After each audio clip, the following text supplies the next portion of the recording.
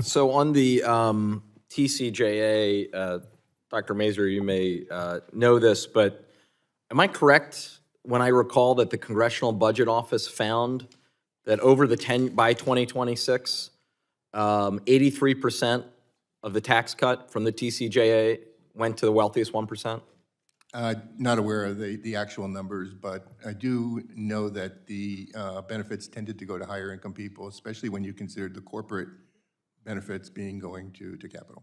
And not just the richest 1%, but the richest 1/10 of 1% received a majority of the tax cut in the TCJA. Now, for most of this year, actually all of this year up until a few weeks ago, the major issue in the Capitol was the debt ceiling and whether or not it would be raised, whether or not the United States would suffer a first ever default. The alleged driver for those who didn't want to raise the debt limit was to win cuts because they were so concerned about the size of the national debt.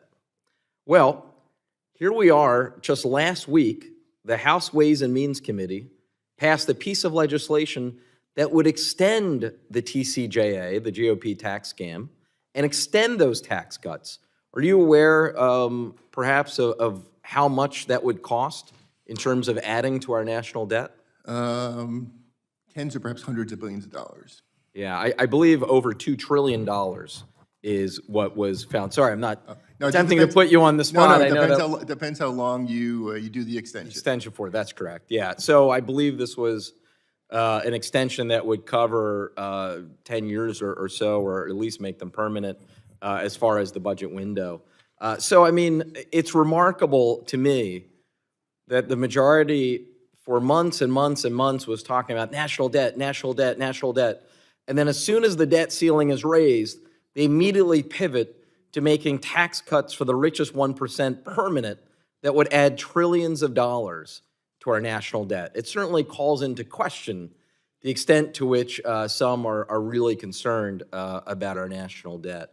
Now, you had, I think an interesting point in your written testimony, and you talked about it just kind of orally here.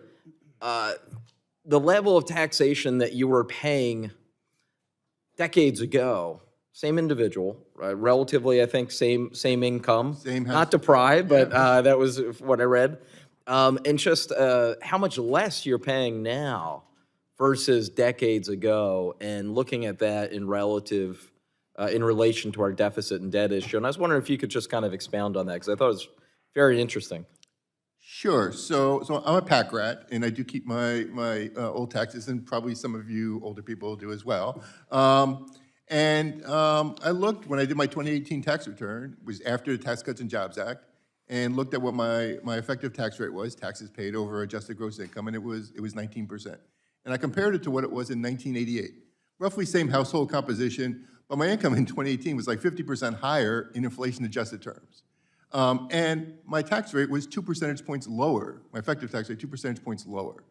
And so I guess what I took away from that was I'm benefiting at least as much from the federal government now as I did 30 years ago in terms of public goods that have been provided, and I'm paying less for it.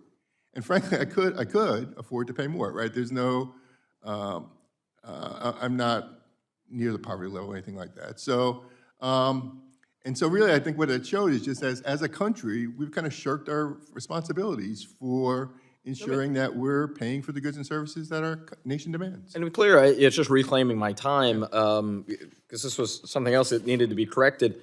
And we have two sides of this, obviously, the corporate income tax side and the personal income tax side. Personal income tax side, our top marginal rate, 37%, significantly lower than where it was in the 40s, 50s, 60s, 70s.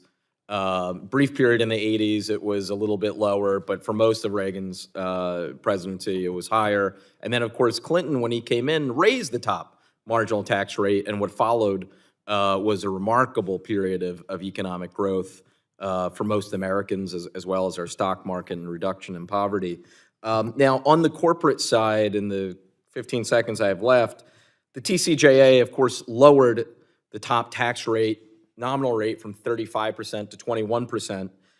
Compared to what CBO predicted we would be getting in corporate tax revenues before the TCJA versus what happened afterwards. $100 billion shortfall, $119 billion shortfall the year after the TCJA took effect. Another $100 billion shortfall, $160 billion shortfall. Those were all in the next 3 years. Again, according not to my figures, but the nonpartisan Congressional Budget Office. So there is no question that the so-called Tax Cuts and Jobs Act was a massive tax reduction for corporations and the richest 1%. With that, I yield back.